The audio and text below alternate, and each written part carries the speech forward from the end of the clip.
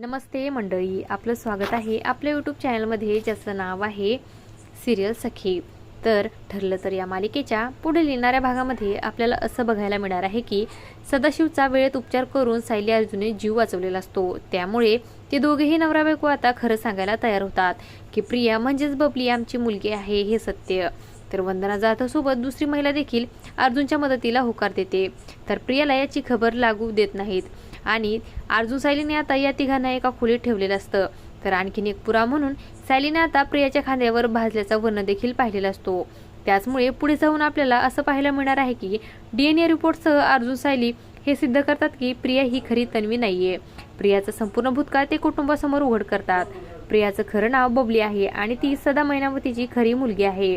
तर अश्विनला हे सत्य कळाल्यानंतर तो रागातच डिवोर्स पेपरही बनवतो।